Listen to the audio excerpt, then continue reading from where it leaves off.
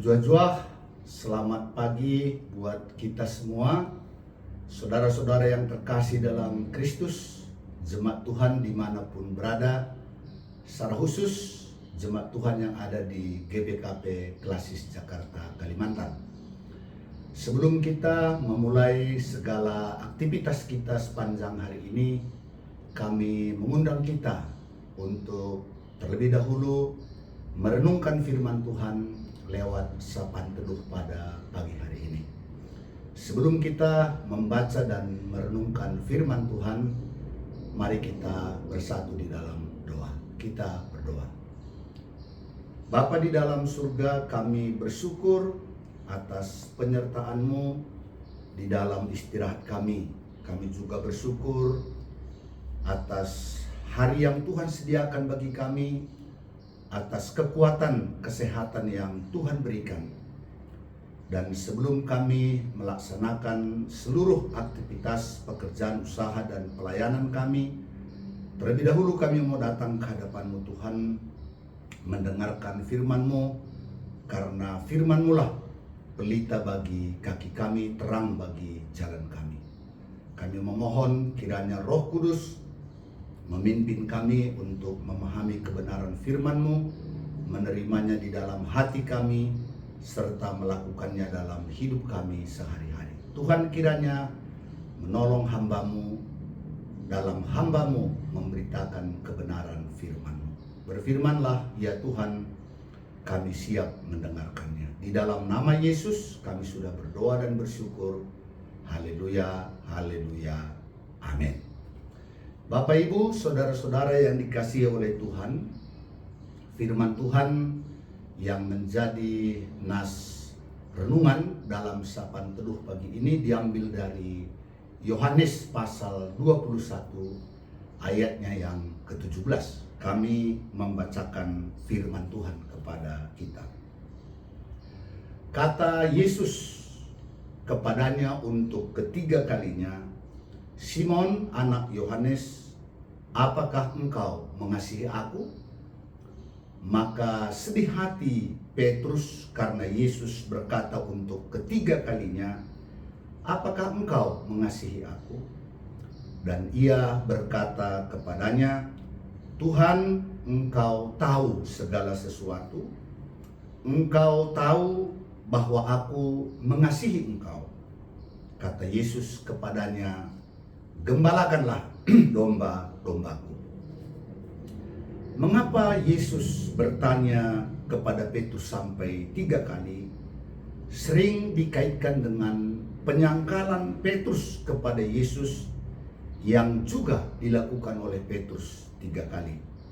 Sehingga pertanyaan Yesus sampai 3 kali sering disebutkan tindakan pastoral untuk memulihkan iman Petrus, untuk mengembalikan Petrus kepada posisi yang benar.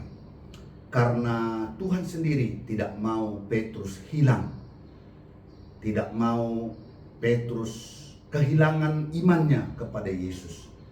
Karena itulah maka lewat 3 kali pertanyaan ini Yesus mau memulihkan keadaan Petrus.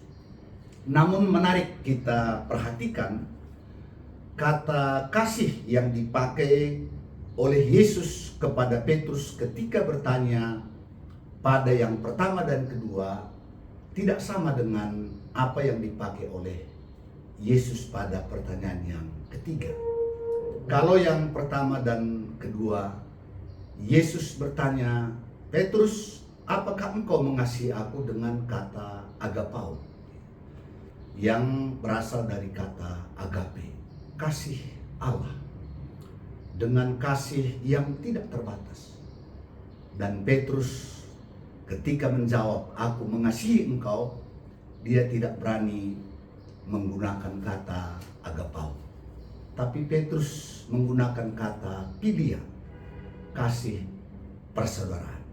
Nah, namun yang ketiga, Yesus tidak lagi menggunakan kata agapao, namun Yesus juga menggunakan kata philia. "Apakah engkau philia mengasihi aku?" Maka dengan sedih hati Petrus mengatakan, engkau tahu segala sesuatu, dan aku pilia kepadamu. Aku mengasihi engkau. Kasih persaudaraan. Nah, dan setelah itu kata Yesus kepada Petrus, gembalakanlah domba-dombaku. Dengan sedih hati memang Petrus menjawabnya. Saudara-saudara yang terkasih, mengapa pada akhirnya Yesus menggunakan kata pilia? Dan mengapa juga Petrus tidak berani menjawab ketika Yesus memakai kata agapao, namun Petrus memakai kata pilia? Petrus akhirnya sadar, Bapak Ibu, bahwa mengasihi Tuhan dengan kekuatan kita akan gagal. Mengasihi Tuhan dengan segenap kemampuan kita akan gagal. Kita hanya bisa mengasihi Tuhan ketika penyertaan pertolongan Tuhan itu atas hidup kita. Karena itu Petrus tidak lagi mengandalkan kekuatannya. Dia tahu bahwa dia hanya mampu mengasihi Yesus dengan pilihan. Dan itu sebenarnya luar biasa kesadaran Petrus akan hal itu. Bapak Ibu, saudara-saudara yang dikasihi oleh Tuhan, apa yang dapat kita renungkan lewat firman Tuhan pada pagi hari ini? Yang pertama, bahwa kasih kepada Kristus adalah dasar menggembalakan domba-domba Allah. Dasar melayani, dasar menggembalakan jemaat-jemaat Tuhan. Tanpa kasih kepada Kristus, maka pelayanan kita tidak akan pernah seperti yang Tuhan harapkan. Namun ketika didahului oleh kasih kepada Kristus, artinya betapa kita menyadari bahwa Kristus sudah terlebih dahulu mengasihi kita, bukan hanya dengan kata-kata, melainkan lewat kematian, lewat pengorbanannya yang telah menebus kita dari segala dosa dan kesalahan kita. Ketika kita menyadari betapa besarnya kasih Kristus itu kepada kita, itulah yang akan mendorong kita menggembalakan domba-domba Allah seperti yang Dia kehendaki. Kemudian tentu kita tahu, selain daripada menggembalakan domba-domba Allah, melayani jemaat Tuhan, ada juga tugas kita untuk berpikir, mengabarkan Injil kepada orang-orang yang belum mengenal kasih Tuhan.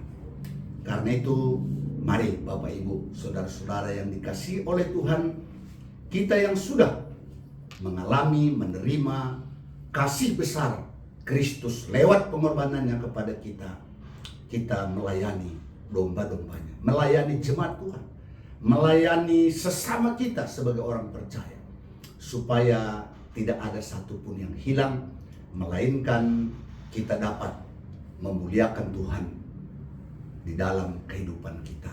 Terpujilah nama Tuhan yang telah mengasihi kita, dan biarlah kita mengabdikan diri kita melayani jemaat Tuhan, karena Tuhan pun sudah mengasihi kita. Inilah firman Tuhan yang boleh kami bagikan. Kiranya firman Tuhan memberkati kita sekalian. Amin. Mari kita bersatu di dalam doa. Bapa di dalam surga, kami bersyukur atas firman-Mu yang mengingatkan kami betapa Engkau mengasihi kami sama seperti Engkau mengasihi Petrus. Engkau telah menyerahkan nyawa-Mu mati bagi penebusan dosa-dosa kami, supaya dengan kasih Kristus yang besar itu kami dapat melayani, menggembalakan domba-domba Allah. Terima kasih Tuhan, ketika Engkau memanggil kami menjadi salah satu pelayan-Mu, supaya kami ikut mengambil bagian dalam melayani jemaat-Mu. Biarlah Engkau yang terus memperlengkapi kami. Karena dengan kekuatan kami sendiri kami tidak mampu melakukannya. Hanya dengan pertolongan-Mu kami dapat melayani seperti yang Engkau kehendaki. Terima kasih Tuhan, kami juga berdoa pada saat ini buat jemaat-Mu yang ada di GBKP Runggun Jampin. Berkati pendeta yang melayani di Runggun Jampin, Pertua Diaken, Nora Naras, pengurus kategorial, pengurus PJJ, supaya dengan kesehatian mereka dapat melayani, menggembalakan domba-domba-Mu, jemaat-Mu dengan baik. Kami juga berdoa buat anak-anak kami KKR, berkati dalam tumbuh kembang dan imannya.